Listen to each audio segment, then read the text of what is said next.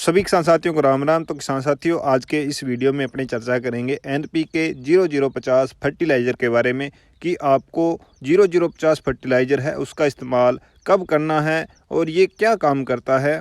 क्योंकि बहुत सारे किसान जो हैं इस स्थिति में कंफ्यूज रहते हैं कि हम लोग को जो 0050 फर्टिलाइज़र आता है उसका इस्तेमाल किस समय करना चाहिए और कौन कौन सी फसलों में जो है आप 0050 फर्टिलाइज़र का प्रयोग कर सकते हैं। तो आज इन सभी सवालों के जवाब जो हैं इस वीडियो के माध्यम से आप सभी किसान साथियों को मिलेंगे। पूरी वीडियो को गौर से देखें क्योंकि बहुत सी जानकारी मिस हो जाती हैं अगर आप पूरा वीडियो नहीं देखते हैं। तो सबसे पहले सभी किसान साथियों से वही विनम्र आग्रह है, जो किसान साथी हमारे चैनल पर पहली बार आए हैं वो चैनल को जरूर सब्सक्राइब कर लें और बेल आइकन भी जरूर प्रेस कर लें। तो सबसे पहले ये चर्चा कर लेते हैं कि इसमें कौन से न्यूट्रिएंट्स जो हैं देखने को मिलते हैं। तो जैसा कि नाम से स्पष्ट है 0050 यानी इसमें नाइट्रोजन की मात्रा 0% होती है और फास्फोरस की मात्रा भी जो है 0% देखने को मिलती है। इसमें पोटास की मात्रा जो है किसान साथियों 50% है वो देखने को मिलती है। तो सबसे पहले ये जान लेते हैं कि पोटास काम क्या करता है। तो किसान साथियों, पोटास के बहुत सारे काम होते हैं। पहला मुख्य काम तो ये होता है कि कोई भी पौधा है उसमें अगर फल बन गया है और उसके अंदर दाने बन चुके हैं तो दानों को भरने का काम जो है पोटास करता है। पोटास जो दाने होते हैं उसमें रस की मात्रा बढ़ाता है, जिससे कि जो है फल का साइज बढ़ता है और उसमें वजन बढ़ता है।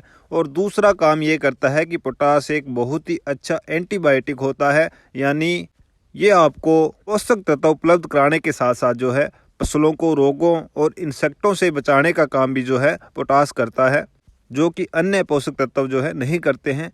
और इसके साथ साथ किसान साथियों, पोटास पत्तियों में प्रकाश संश्लेषण की दर को बढ़ाने का काम भी करता है। अगर पौधों में प्रकाश संश्लेषण की दर बढ़ती है तो इससे बेनिफिट देखने को यह मिलता है कि जो पौधे पे फल आए हैं वो जल्दी से पकना स्टार्ट हो जाते हैं।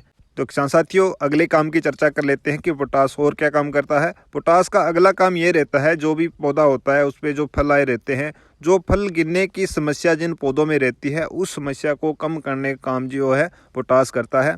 तो अब चर्चा ये कर लेते हैं कि पोटास का प्रयोग जो है आपको किस समय करना चाहिए। तो पोटास का प्रयोग जो है जब फल तैयार हो जाता है, उसमें दाने बनना स्टार्ट हो जाते हैं, तो वो सबसे बेस्ट टाइम रहता है पोटास का प्रयोग करने का।